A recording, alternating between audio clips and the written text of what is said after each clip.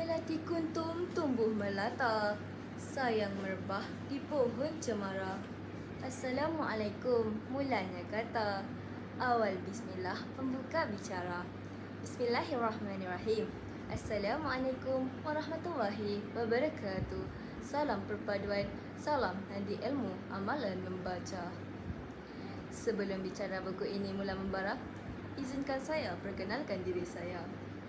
Saya Nurdani Azahra binti Syahrul, pelajar tingkatan 2, Sekolah Menengah Kebangsaan Labis JEB 7032. Hari ini saya akan menceritakan tentang sebuah buku cerita yang telah saya baca bertajuk Kawan. Buku ini ditulis oleh seorang penulis yang bernama Izzy Rahmani. Buku ini mempunyai 348 helai muka surat. Baiklah, cerita ini bermula dengan sebuah kes jenayah yang dilakukan oleh seorang pemuda yang bernama Lim. Jenayah yang dilakukan oleh Lim ini sangat berbahaya dan boleh memudaratkan dirinya. Isterinya Ah Ying dan jirannya Ah Choi sudah puas menasihatinya, tapi masih lagi tidak mendengari apa nasihat yang diberi oleh isteri dan jirannya itu.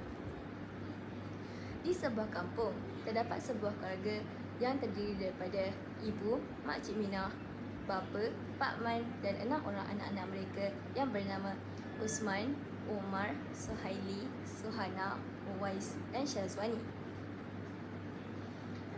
Pada suatu hari, kegiatan jenayah Lim ini diketahui oleh para pegawai di Jabatan Perkhidmatan.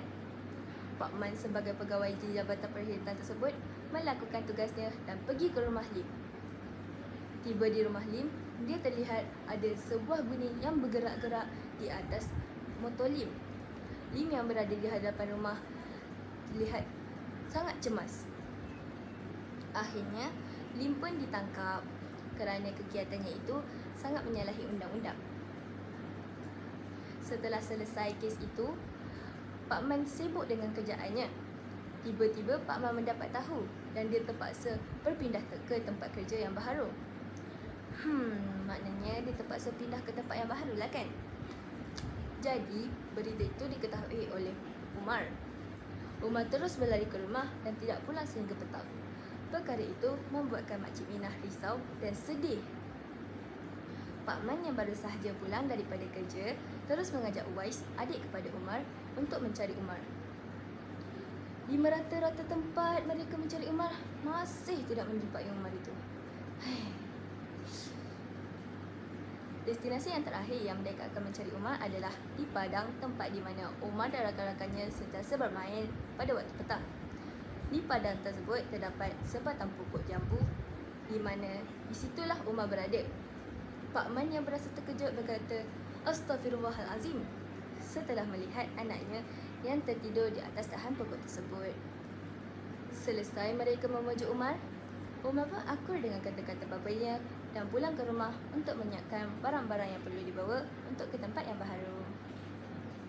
Jika kamu semua mahu mengetahui apa yang akan terjadi seterusnya dan apa yang akan terjadi pada pengakhiran cerita ini, kamu semua boleh pergi ke kedai-kedai buku yang berdekatan ataupun membeli buku ini secara atas talian.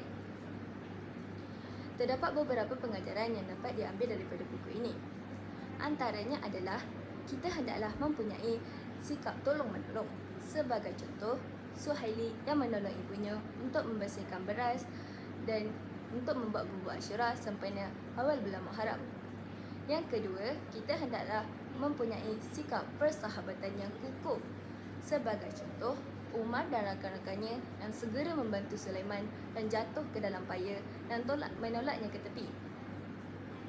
Dan yang terakhir adalah kita hendaklah mempunyai sikap bekerjasama. Sebagai contoh, Umar dan rakan-rakannya bekerjasama untuk membersihkan reban-reban ayam.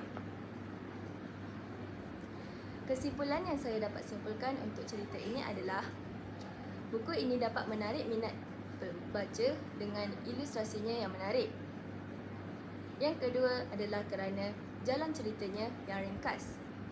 Dan yang terakhir semestinya adalah kerana watak yang berada dalam cerita ini mempunyai pelbagai karakteristik ataupun pelbagai kepribadian yang menarik. Sebagai contoh, Umar yang sangat mempunyai perasaan yang ingin tahu. Saya rasa itu sahaja untuk lisensi kali ini. Sekian, wabillahi taufiq wal hidayah. Wassalamualaikum warahmatullahi wabarakatuh.